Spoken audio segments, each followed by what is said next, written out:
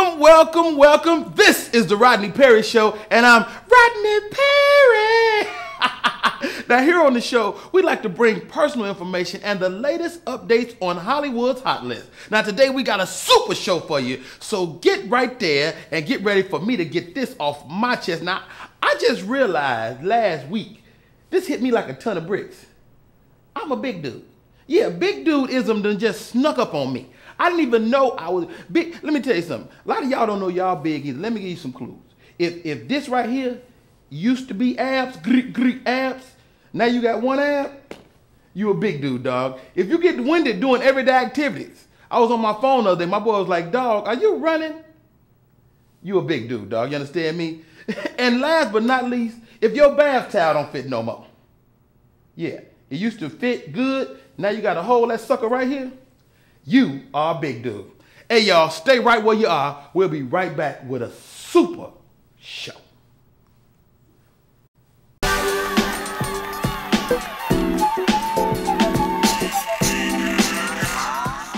Thank you for watching the Rodney Perry Show. Now, my guest for today has been on BET's Comic View, it's Showtime at the Apollo, and he appeared in The Nutty Professor. He currently hosts Martin Lawrence Presents First Amendment on STARZ.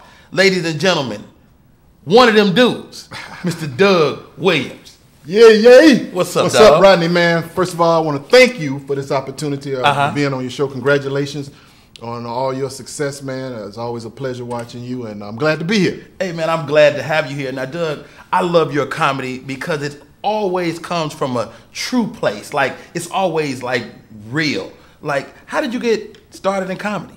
Well, actually, I started out rapping. Get out of here. I was a rapper first. That turned out to be a disaster. Wait a minute. Thus, my comedy career was launched. You got flows. Well, I thought I had flows. I was in this group back in high school called the IC3 in Montgomery, Alabama. Montgomery. And after a couple of battles that we were really close, it was like neck and neck. You was the coldest, had to be the coldest one. Nah, you know, we were rapping in order. You remember back in the day, you know, like the Fat Boys, one person rapping. So I was like the tail end. What do you call it? Your verse come up. And we were close. They did what they were supposed to do. Everybody did their thing. Yeah, it was close, and I'm like the It get to you. Zoom. Crash and burn. And the chicken tastes like wood. So after an intense meeting with the group, after the last one we lost, it was like, yo, you got to go. They asked you to go? They asked me to leave, and but one of them was like, yo, man, you should do comedy, because all of my raps had like, they were like comical. Okay. So they had a like comedy flavor, and they were serious. It was during the time that Run DMC, you know, were talking about issues. And Fight the Power. Yeah, it was that kind. And I was you joking. Talking about fat women, you know what I mean, and all. And so they said, the dude said, you should give comedy a try, man. I think that might be your calling. So I thought about it, and I went up on stage, and then, you know, just kind of like got bitten by the bug, and took off from there.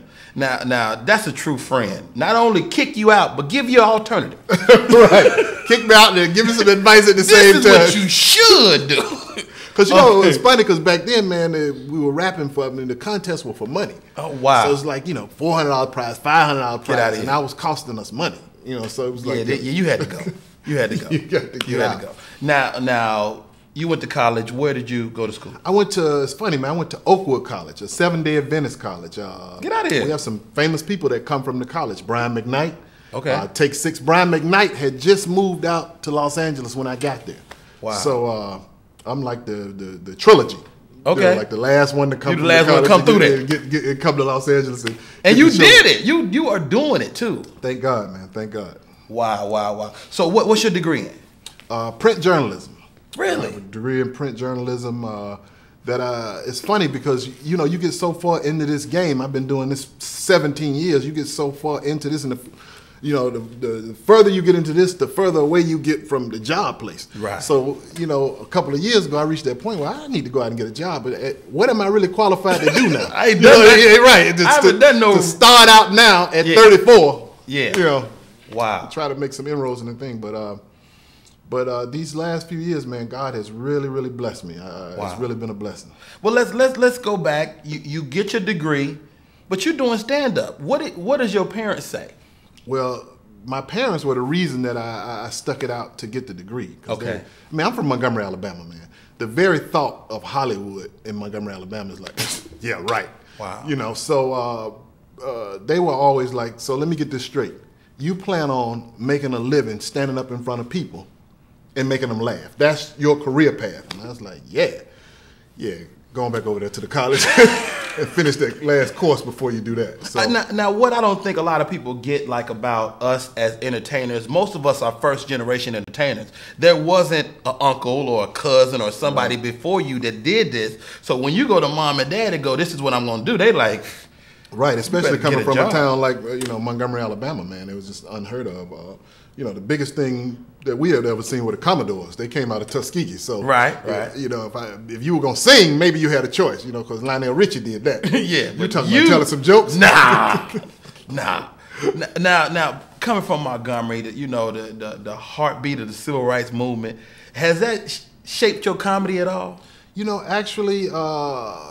My relationship with my wife has shaped my comedy more than anything. I mean, just that whole dynamic. I get so much material from my wife that sometimes she has to say, hey, look, you cannot make a joke about this. I do not want you talking about this, that, but I found a way to do it anyway. That's my payback. We trying to eat. Right. Yeah. And plus, that's my payback. You going to talk, you going to act this way or whatever, I'm going to put it on stage. It's going on stage. So a lot of times now she'll be like, well, let me not do that because I know it. If I do that, if I trip on that, you're going to take it right to the stage.